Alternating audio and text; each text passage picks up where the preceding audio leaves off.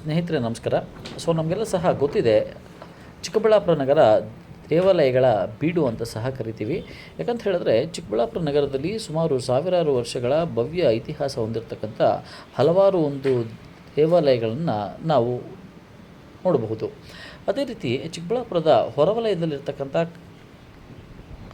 ಕಂದವಾರದಲ್ಲಿರ್ತಕ್ಕಂಥ ಪ್ರಸಿದ್ಧ ಶಿವನ ಆಲಯ ಶ್ರೀ ಜ್ವರಹರೇಶ್ವರ ಮತ್ತು ಶ್ರೀ ವೈದ್ಯನಾಥೇಶ್ವರ ಒಂದು ಶಿವಾಲಯ. ಈ ದೇವಾಲಯಕ್ಕೆ ಸಹ ಸಾವಿರಾರು ವರ್ಷಗಳ ಭವ್ಯ ಇತಿಹಾಸ ಹೊಂದಿದೆ ಸ್ನೇಹಿತರೆ. ಈ ದೇವಾಲಯದ ಮತ್ತೊಂದು ವಿಶೇಷ ಏನಪ್ಪ ಅಂತ ಹೇಳಿದ್ರೆ, ಅದ್ಭುತವಾಗಿರ್ತಕ್ಕಂಥ ಪ್ರಕೃತಿಯ ರಮಣೀಯ ಸೌಂದರ್ಯದ ನಡುವೆ ಈ ದೇವಾಲಯ ಎಲೆ ನಿಂತಿದೆ ಅಂತ ಹೇಳಬಹುದು. ಈ ದೇವಾಲಯದ ಮತ್ತೊಂದು ವಿಶೇಷ ಏನಪ್ಪ ಅಂತ ಹೇಳಿದ್ರೆ, 2 ಲಿಂಗಗಳು ಎದುರು ಬದರಿದೆ. ಇದನ್ನು ನಾವು ಎದುರು ಲಿಂಗೇಶ್ವರ ಅಂತ ಸಹ ಇತಿಹಾಸದ ಪುಟಗಳಲ್ಲಿ ನಾವು ನೋಡಬಹುದು ಸ್ನೇಹಿತರೆ. ಅದೇ ರೀತಿ ಒಂದು ಲಿಂಗವನ್ನು ಸಾಕ್ಷಾತ್ ಶ್ರೀರಾಮಚಂದ್ರಮೂರ್ತಿ ಪ್ರತಿಷ್ಠಾಪನೆ ಮಾಡಿದರೆ, ಮತ್ತೊಂದು ಲಿಂಗವನ್ನು ಶ್ರೀ ಹನುಮಂತ ದೇವರು ಪ್ರತಿಷ್ಠಾಪನೆ ಮಾಡಿದ್ದಾರೆ ಅಂತ ಇತಿಹಾಸ ಹೇಳುತ್ತೆ. ಈ ಒಂದು ದೇವಾಲಯದ ಹಿಂದುಗಡೆ ನಾವು ಶ್ರೀ ಅಯ್ಯಪ್ಪ ಸ್ವಾಮಿ ದೇವಾಲಯ ಮತ್ತು ಶ್ರೀ ಮಹಾತ್ಮ ದೇವಾಲಯವನ್ನು ಕಾಣಬಹುದು ಸ್ನೇಹಿತರೆ. ಅದೇ ರೀತಿ ಈ ಒಂದು ಕ್ಷೇತ್ರಕ್ಕೆ ಕ್ಷೇತ್ರ ರಕ್ಷಕರಾಗಿ, ಕ್ಷೇತ್ರ ಪಾಲಕರಾಗಿ ನಾವು ಆಂಜನೇಯ ದೇವರು ಮತ್ತು ಶ್ರೀ ಕಾಲಭೈರವೇಶ್ವರನ ಸಹ ಇದೇ ಸಂದರ್ಭದಲ್ಲಿ ನೋಡಬಹುದು. ನಮ್ಮದೇ ಚಿಕ್ಕಬಳ್ಳಾಪುರ ನಗರದಲ್ಲಿರ್ತಕ್ಕಂಥ ಕಂದವಾರ ಆ ಗ್ರಾಮದಲ್ಲಿರ್ತಕ್ಕಂಥ ವಿಶೇಷವಾಗಿರ್ತಕ್ಕಂಥ ಶಿವನ ಆಲಯಕ್ಕೆ ಬಂದಿದ್ದೀವಿ. ಶಿವನ ಆಲಯದ ಹೆಸರು ಶ್ರೀ ಜ್ವರಹರೇಶ್ವರ ಮತ್ತು ಶ್ರೀ ವೈದ್ಯನಾಥೇಶ್ವರ. ಒಂಥರ ಹೆಸರು ಡಿಫ್ರೆಂಟ್ ಆಗಿರ್ಬೋದು, ನಮಗೆ ಗೊತ್ತಿರ್ಬೋದು. ಜ್ವರಹರೇಶ್ವರ ಅಂತ ಹೇಳ್ತೀವಿ, ಮತ್ತು ಇನ್ನೊಂದು ವೈದ್ಯನಾಥೇಶ್ವರ ಅಂತ ಹೇಳ್ತೀವಿ.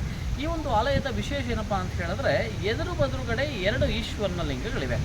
ಒಂದು ಈಶ್ವರನ ಲಿಂಗವನ್ನು ಸಾಕ್ಷಾತ್ ಶ್ರೀರಾಮಚಂದ್ರ ಅವರು ವನವಾಸದಲ್ಲಿದ್ದಾಗ ಪ್ರತಿಷ್ಠಾಪನೆ ಮಾಡಿದ್ದಾರೆ.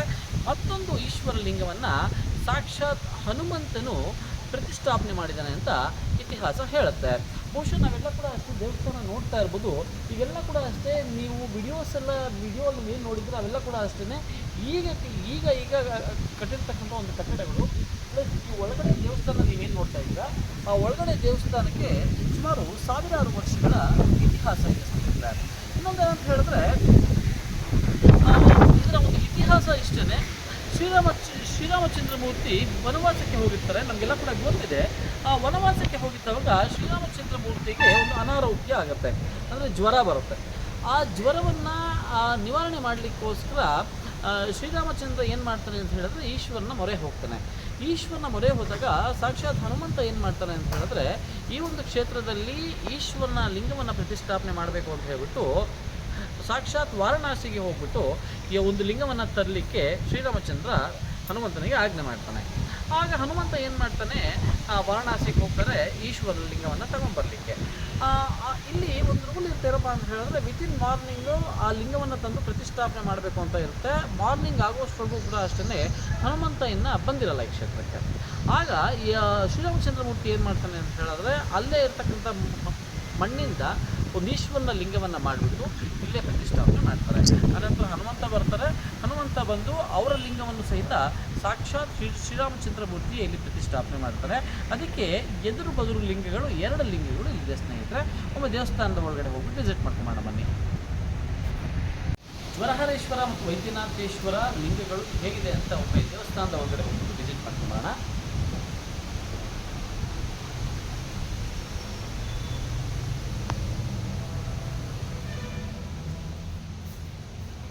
ಸ್ನೇಹಿತರೆ, ಇಲ್ಲಿ ನೀವೇನು ನೋಡ್ತಾ ಇದ್ದೀರಾ, ಓಂ ಶ್ರೀ ಜ್ವರಹರೇಶ್ವರ ಅಂತ ಏನು ನೋಡ್ತಾ ಇದ್ದೀವಿ.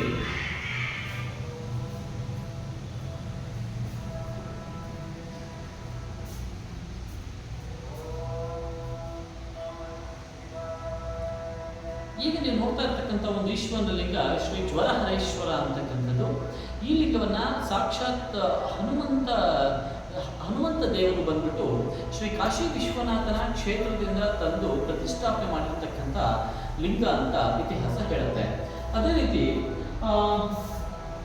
ಎಲ್ಲ ಲಿಂಗಗಳ ಒಂದು ಎದುರುಗಡೆ ಹಂದಿಯ ವಿಗ್ರಹ ಇರುತ್ತೆ. ಇಲ್ಲಿ ಸಹ ಅದೇ ರೀತಿಯ ಒಂದು ವಿಶೇಷತೆಯನ್ನು ನಾವು ನೋಡಬಹುದು. ಅದೇ ರೀತಿ ಇಲ್ಲಿ ಓಂ ಶ್ರೀ ವೈದ್ಯನಾಥೇಶ್ವರ ಲಿಂಗ ಅಂತ ಇದೆ.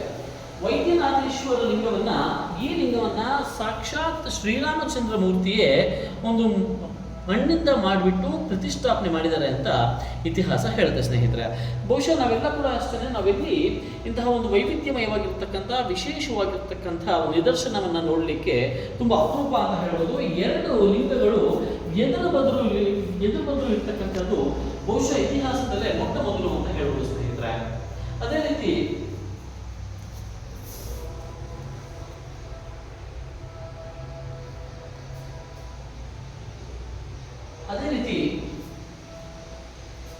ಈ ಒಂದು ದೇವಸ್ಥಾನದಲ್ಲಿ ಮತ್ತೊಂದು ವಿಶೇಷತೆ, ನಾವು ದೇವಸ್ಥಾನದಿಂದ ಬಂದ ತಕ್ಷಣ ಶ್ರೀ ವಿಘ್ನ ವಿನಾಶಕ ಗಣೇಶನನ್ನು ನಾವು ನೋಡಬಹುದು.